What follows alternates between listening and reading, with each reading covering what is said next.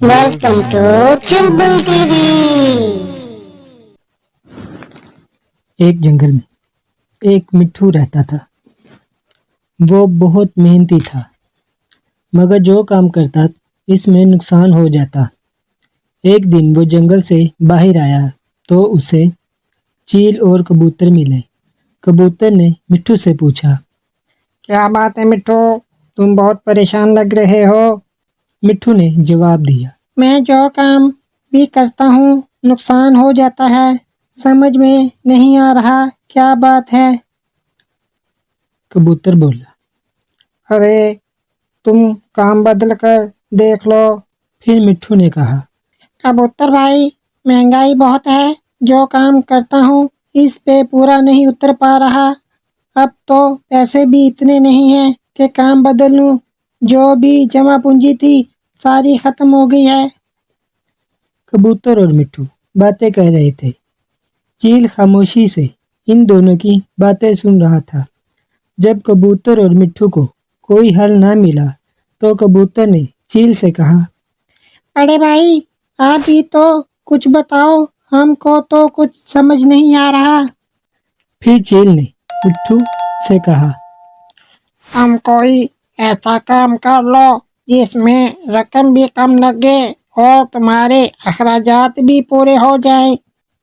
پھر مٹھو اپنے گھر چلا گیا تو طوطی نے کہا، آگے ہو، پورا دن کیا کرتے رہے ہو؟ پہلے تو کام پہ چلے جاتے تھے، اب کہاں جاتے ہو جو پورا دن گھر کا رخ نہیں کرتے؟ مٹھو خاموشی سے بیٹھا سن رہا تھا۔ اور پھر اگلے دن مٹھو پھر گھر سے نکلا اور ایک میدان کے پاس سے گزرا۔ میدان کے پاس والے گھر میں کبوتر رہتا تھا۔ کبوتر نے مٹھو کو جاتے دیکھا تو بولا، مٹھو کہاں جا رہے ہو، منہ لٹکائے؟ مٹھو نے کہا، کہاں جانا ہے بھائی، روز کی طرح کام کی تلاش میں جا رہا ہوں۔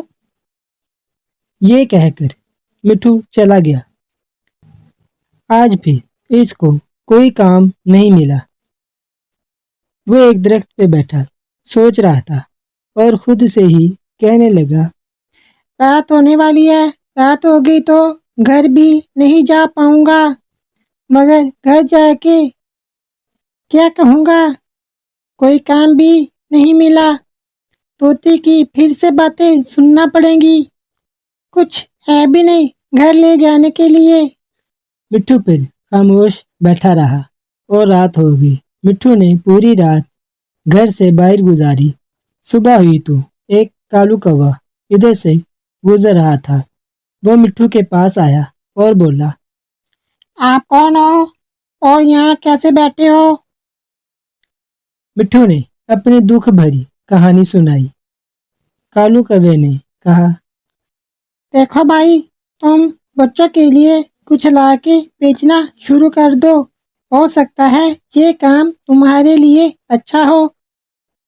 پھر کالو کوا وہاں سے چلا جاتا ہے۔ مٹھو یہ سوچ رہا تھا کہ وہ کیا کرے۔ پھر اس نے ایک بچے کے ہاتھ میں غبارہ دیکھا۔ اس نے سوچا کہ کیوں نہ وہ یہ کام کر لے۔ اس نے غبارے بیچنے کا کام شروع کر لیا اور اب وہ ایک خوشحال زندگی گزار رہا ہے۔